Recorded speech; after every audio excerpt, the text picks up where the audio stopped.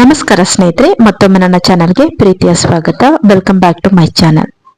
ಎಚ್.ಎಸ್. ವೆಂಕಟೇಶ್ ಮೂರ್ತಿ ಅವರ ಅತ್ಯಂತ ಪ್ರಸಿದ್ಧ ಭಾವಗೀತೆ ಇರಬೇಕು ಇರುವಂತೆ ತೊರೆದು ಸಾವಿರ ಚಿಂತೆ. ಈ ಹಾಡನ್ನ ಹಾಡುವುದರ ಮೂಲಕ ಭಾವಾರ್ಥವನ್ನ ಕೂಡ ಈ ಒಂದು ವಿಡಿಯೋ ಮುಖಾಂತರ ತಿಳಿಸ್ಕೊಡ್ತಾ ಇದ್ದೀನಿ. ಇರಬೇಕು ಇರುವಂತೆ ತೊರೆದು ಸಾವಿರ ಚಿಂತೆ, ಮಳೆ ಸುರಿಸಿ ಹಗುರಾದ ಮುಗಿಲಿನಂತೆ. ಇರಬೇಕು ಇರುವಂತೆ ತೊರೆದು ಸಾವಿರ ಚಿಂತೆ, ಮಳೆ ಸುರಿಸಿ ಹಗುರಾದ ಮುಗಿಲಿನಂತೆ. ತನ್ನೊಡಲ ತಾರೆಗಳ ಗುಡಿಸಿ ರಾಶಿಯ ಮಾಡಿ, ಬೆಳಕಿನುಂಡೆಯ ಬಾನಿ ಗುರುಳು ಬಿಟ್ಟು. ತನ್ನೊಡಲ ತಾರೆಗಳ ಗುಡಿಸಿ ರಾಶಿಯ ಮಾಡಿ, ಬೆಳಕಿನುಂಡೆಯ ಬಾನಿ ಗುರುಳು ಬಿಟ್ಟು. ಹೇಗೆ ಮರೆಯಾಗುವುದೋ ನಿರ್ಧನಿಕ ನಟ್ಟಿರುಳು, ಹೇಗೆ ಮರೆಯಾಗುವುದೋ ನಿರ್ಧನಿಕ ನಟ್ಟಿರುಳು. ಹಾಗೆ ಬಾಳಿಸು ಗುರುವೆ ಕರುಣೆಯಿಟ್ಟು, ಹಾಗೆ ಬಾಳಿಸು ಗುರುವೆ ಕರುಣೆಯಿಟ್ಟು. ತಾನು ಬಿಸಿಲಲ್ಲಿ ನಿಂತು ತನ್ನ ಬಳಿ ಬರುವವಗೆ, ತಣ್ಣಗಿನ ಸರೆಯ ನೆರಳ ಕೊಟ್ಟು. ತಾನು ಬಿಸಿಲಲ್ಲಿ ನಿಂತು ತನ್ನ ಬಳಿ ಬರುವವಗೆ, ತಣ್ಣಗಿನ ಸರೆಯ ನೆರಳ ಕೊಟ್ಟು. ಹೀಗೆ ಗೆಲುವಾಗುವುದ ಸಿರಲೆಯ ಹೊಂಗೆ ಮರ, ಹೀಗೆ ಗೆಲುವಾಗುವುದ ಸಿರಲೆಯ ಹೊಂಗೆ ಮರ. ಹಾಗೆ ಬಾಳಿಸು ಗುರುವೆ ಪ್ರೀತಿಯಿಟ್ಟು, ಹಾಗೆ ಬಾಳಿಸು ಗುರುವೆ ಪ್ರೀತಿಯಿಟ್ಟು.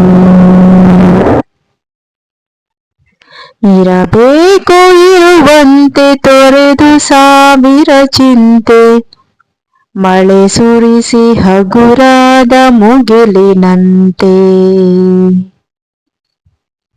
ತಾನು ಕೆಸರಲಿ ಕುಸಿಯುತ್ತಿದ್ದರು ತಾವರೆಯು, ಮರಿದುಂಬಿಗಳ ಪೊರೆವ ತೊಟ್ಟಿಲಾಗಿ.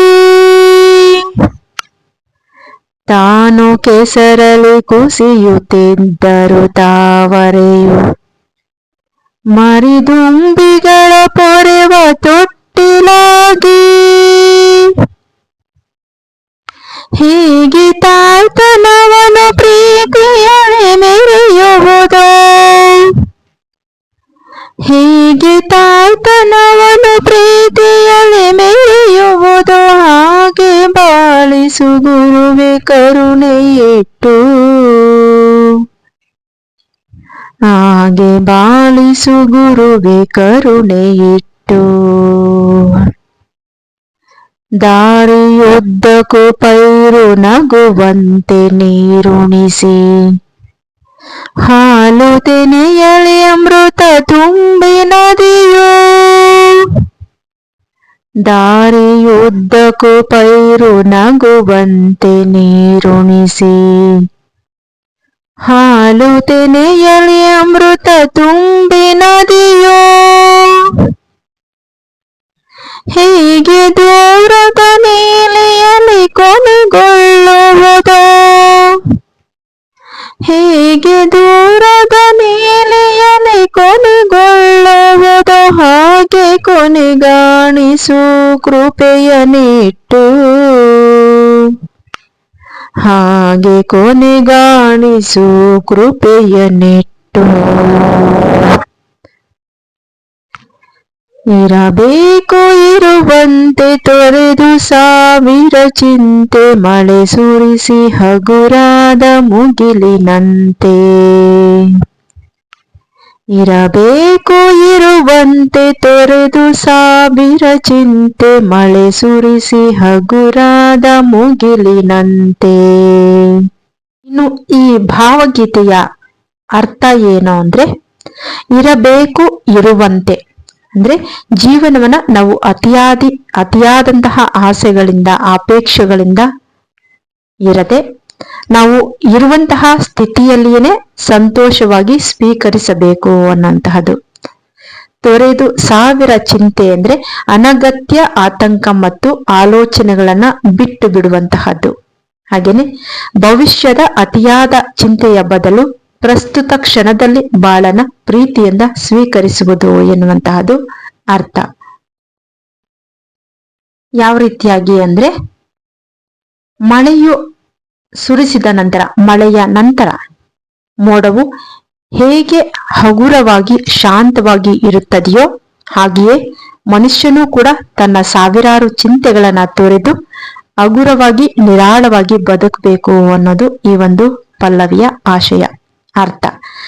ಇನ್ನು ತನ್ನೊಡಲ ತಾರೆಗಳ ಗುಡಿಸಿ ರಾಶಿಯ ಮಾಡಿ ಬಾನಿಗುರುಳು ಬಿಟ್ಟು ಹೇಗೆ ಮರೆಯಾಗುವುದೋ ನಿರ್ಧನಿಕ ನಟ್ಟಿರುಳು ಹಾಗೆ. ಈ ಸಾಲುಗಳ ಅರ್ಥ ಅಂದ್ರೆ, ಪ್ರಕೃತಿಯ ತ್ಯಾಗ ಗುಣವನ್ನ ಇಲ್ಲಿ ನಾವು ಕಾಣಬಹುದು. ಮಧ್ಯರಾತ್ರಿಯಲ್ಲಿ ತನ್ನ ಬಳಿ ಇರುವಂತಹ ಎಲ್ಲ ನಕ್ಷತ್ರಗಳನ್ನ ಒಟ್ಟುಗೂಡಿಸಿ ಬೆಳಕಿನ ಉಂಡೆಯಂತೆ ಸೂರ್ಯನನ್ನ ಬಾನಿಗೆ ಬಿಟ್ಟು ತಾನು ನಿಶಬ್ದವಾಗಿ ಮರೆಯಾಗ್ತವೆ. ಈ ನಿಸ್ವಾರ್ಥ ಭಾವ ನಮ್ಮದಾಗಬೇಕು ಅನ್ನೋದು ಕವಿಯ ಆಶಯ. ಹಾಗೇನೆ ಜೀವನದಲ್ಲಿ ಎದುರಾಗುವಂತಹ ಸಂಕಷ್ಟಗಳ ನಡುವೆಯೂ ಕೂಡ ನಾವು ಭರವಸೆಯನ್ನ ಕಳೆದುಕೊಳ್ಳದೆ ಪ್ರಕೃತಿಯ ಸಹಜ ಗುಣಗಳಾದಂತಹ ಶಾಂತಿ, ತಾಳ್ಮೆ ಮತ್ತು ತ್ಯಾಗವನ್ನ ಅಳವಡಿಸಿಕೊಂಡು ಬದುಕುವಂತೆ ನಮ್ಗೆ ಈ ಗೀತೆ ತಿಳಿಸುತ್ತೆ. ನಿಸರ್ಗವು ಯಾವುದೇ ಅಪೇಕ್ಷೆ ಇಲ್ಲದೆ ತನ್ನ ಕೆಲಸವನ್ನ ಮಾಡಿ ಹೇಗೆ ನಿರ್ಲಿಪ್ತವಾಗಿ ಇರುತ್ತದೆಯೋ ಮನುಷ್ಯನೂ ಸಹ ಹಾಗೆಯೇ ಬದುಕುವುದನ್ನ ಕಲಿಯಬೇಕು ಎನ್ನುವಂತಹದ್ದು ಈ ಸಾಲುಗಳ ಭಾವಾರ್ಥ.